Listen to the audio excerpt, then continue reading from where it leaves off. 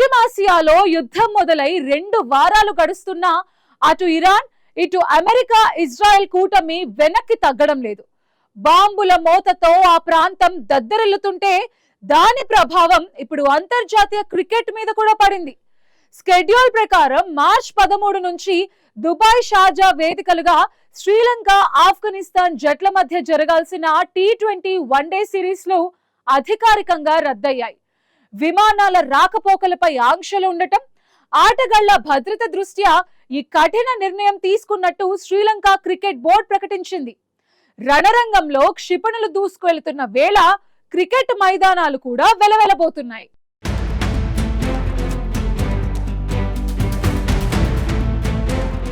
పశ్చిమాసియాలో కొనసాగుతున్న యుద్ధం కేవలం రాజకీయాలు, భద్రతా వ్యవస్థలు, ఆర్థిక రంగాలకే పరిమితం కాలేదు.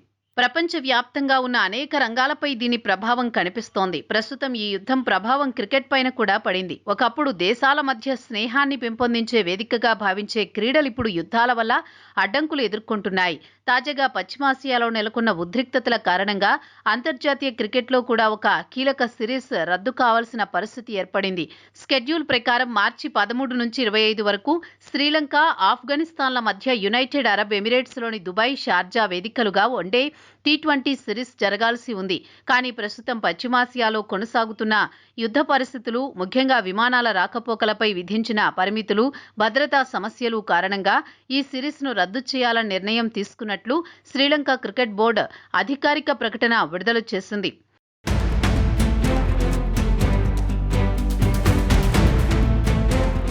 మార్చి 13 నుంచి షార్జా వేదికగా శ్రీలంక, ఆఫ్ఘనిస్తాన్ల మధ్య 3 T20 మ్యాచ్లు జరగాల్సి ఉంది. ఆ తర్వాత అదే వేదికలపై మార్చి 20, 22, 25 తేదీల్లో 3 వన్డే మ్యాచ్లు కూడా నిర్వహించాల్సి ఉంది. 2 జట్లకు కూడా ఇది ఎంతో కీలకమైన సిరీస్గా భావించారు. ఇటీవల జరిగిన అంతర్జాతీయ టోర్నమెంట్లలో ఈ 2 జట్లు ఆశించిన స్థాయిలో ప్రదర్శన చేయలేకపోయాయి. ముఖ్యంగా T20 ప్రపంచ కప్లో ఆఫ్ఘనిస్తాన్ జట్టు గ్రూప్ దశలోనే టోర్నమెంట్ నుంచి నిష్క్రమించాల్సి వచ్చింది. మరోవైపు ఆతిథ్య జట్టుగా బరిలోకి దిగిన శ్రీలంక కూడా పెద్దగా రాణించలేకపోయింది. సూపర్ 8 దశ వరకే పరిమితమైంది. అందువల్ల 2 జట్లు తమ జట్టును పునర్నిర్మించుకోవడానికి, కొత్త ఆటగాళ్లను పరీక్షించుకోవడానికి ఈ సిరీస్ను మంచి అవకాశంగా భావించాయి. కానీ పరిస్థితులు పూర్తిగా మారిపోయాయి. పశ్చిమాసియాలో 2 వారాలుగా కొనసాగుతున్న యుద్ధం రోజురోజుకు మరింత తీవ్రమవుతోంది. ఒకవైపు ఇరాన్, మరోవైపు ఇజ్రాయెల్ మరియు అమెరికా మధ్య జరుగుతున్న వైమానిక దాడులు, క్షిపణి దాడులు మొత్తం ప్రాంతాన్ని అస్థిరతలోకి నెట్టేశాయి.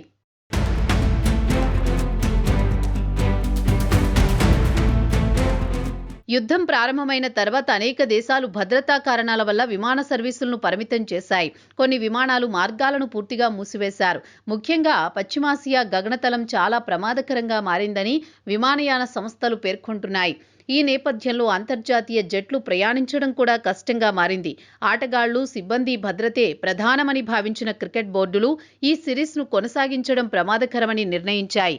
యుద్ధ ప్రభావం కేవలం ప్రయాణాలకే పరిమితం కాలేదు. పశ్చిమాసియా ప్రాంతంలో ఉన్న అనేక దేశాలు అత్యవసర పరిస్థితులను ప్రకటించాయి.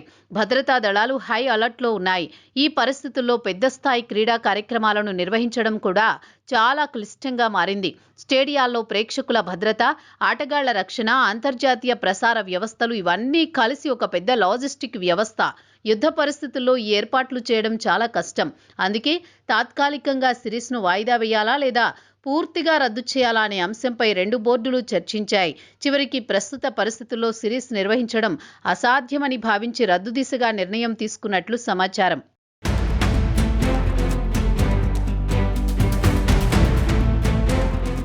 గతంలో కూడా అనేక యుద్ధాలు క్రీడలపై తీవ్ర ప్రభావం చూపాయి. మొదటి ప్రపంచ యుద్ధం, రెండవ ప్రపంచ యుద్ధం సమయంలో అనేక అంతర్జాతీయ క్రీడా టోర్నమెంట్లు పూర్తిగా నిలిచిపోయాయి.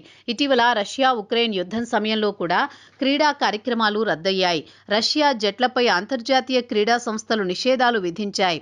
ఇప్పుడు అదే పరిస్థితి మరోసారి పశ్చిమాసియా యుద్ధం కారణంగా కనిపిస్తోంది. అంతేకాదు, ఈ యుద్ధం కొనసాగుతున్నంత కాలం పశ్చిమాసియాలో జరిగే అనేక అంతర్జాతీయ క్రీడా ఈవెంట్ల భవితవ్యంపై కూడా అనిశ్చితి నెలకొంది. United Arab Emirates, Qatar, Saudi Arabia వంటి దేశాలు ఇటీవల క్రీడా కేంద్రాలుగా ఎదుగుతున్నాయి.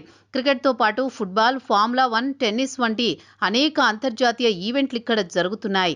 కానీ యుద్ధ ప్రభావం మరింత పెరిగితే ఈ ప్రాంతంలో జరిగే క్రీడా కార్యకలాపాలన్నీ ప్రభావితమయ్యే అవకాశం ఉందని నిపుణులు చెబుతున్నారు.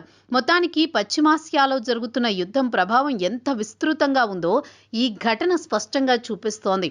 ఒకవైపు వేలాది ప్రాణాలు పోతున్నాయి, లక్షలాది మంది ప్రజలు తమ ఇళ్లను విడిచి వెళ్లాల్సిన పరిస్థితి ఏర్పడుతోంది. మరోవైపు ప్రపంచ ఆర్థిక వ్యవస్థలు కూడా ఒత్తిడికి ఎదుర్కొంటున్నాయి. ఇప్పుడు అదే ప్రభావం క్రీడల ప్రపంచానికి చేరుకుంది.